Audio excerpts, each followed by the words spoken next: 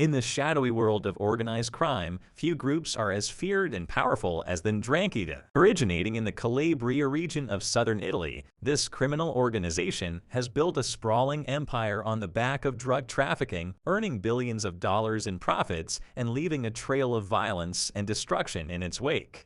From the production of drugs in secret laboratories to their smuggling across borders and sale on the streets, the drangetha has shown a remarkable ability to adapt and innovate in the face of law enforcement efforts. In this video, we will explore the history and inner workings of the drangetha's drug trafficking business, shedding light on one of the most shadowy and lucrative criminal enterprises in the world. So let's get started.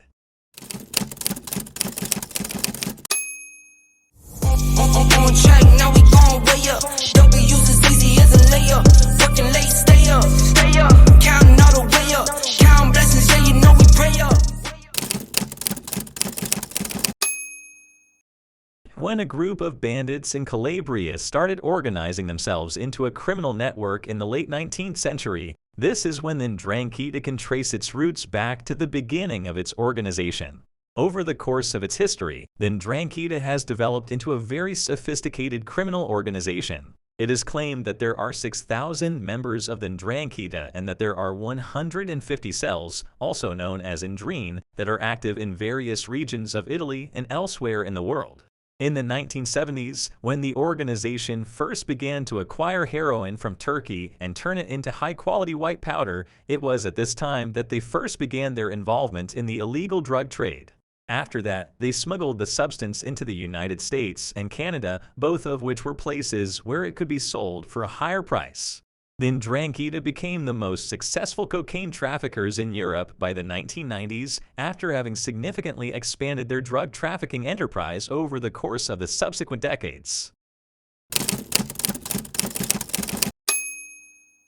The drangetha has a sophisticated drug trafficking network that is involved in every stage of the drug trade, including the creation of drugs, their distribution, and their sale. They smuggle massive quantities of cocaine into the country by employing a variety of smuggling methods, such as concealing the drugs in shipping containers, boats, and even food products like bananas.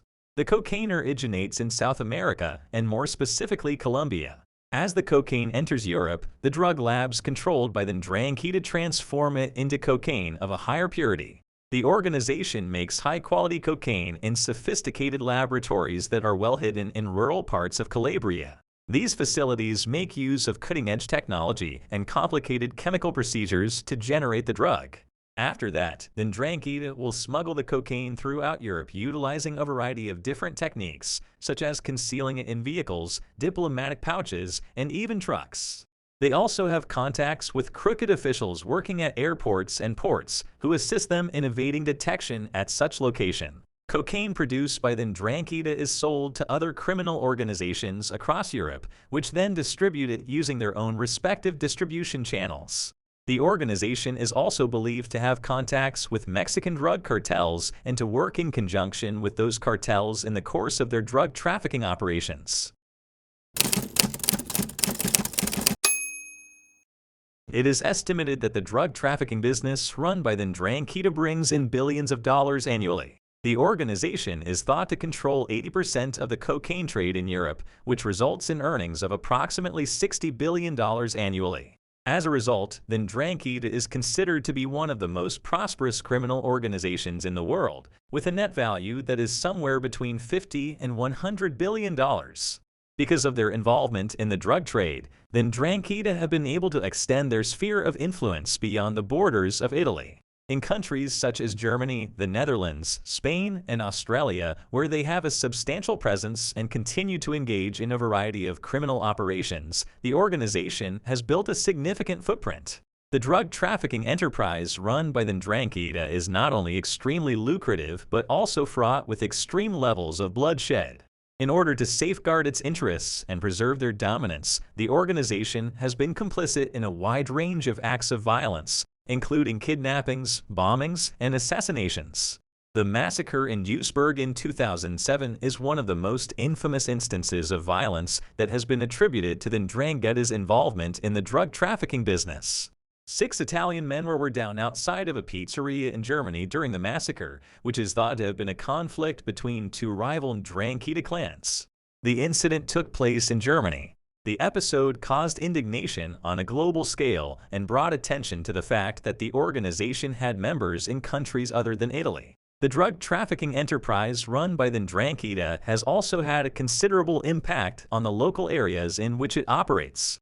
As a result of drug trafficking, Calabria, which is the heartland of the gang, has experienced widespread poverty and high unemployment rates.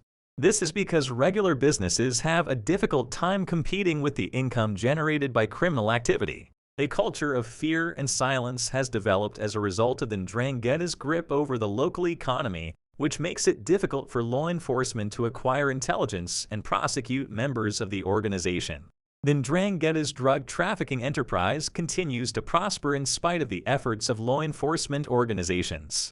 The gang has shown itself to be incredibly flexible and resilient by consistently developing new strategies to stay under the radar and escape being caught and prosecuted. They have also demonstrated a readiness to work together with other criminal organizations, such as the Mexican Sinaloa cartel, whom they have formed agreements with.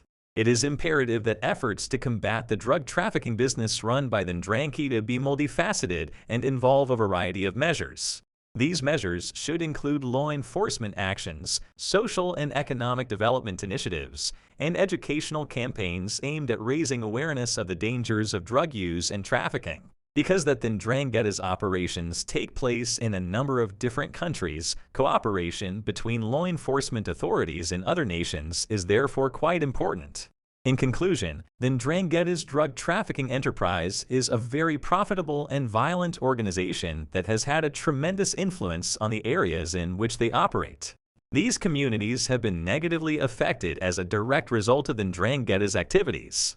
It is imperative that continual efforts be made to combat their operations, and those efforts should incorporate a variety of approaches that target the underlying causes of drug trafficking and organized crime. And that's it for the video. I hope you enjoyed it, and if so, I would be glad if you give this video a like and subscribe to my channel. Bye.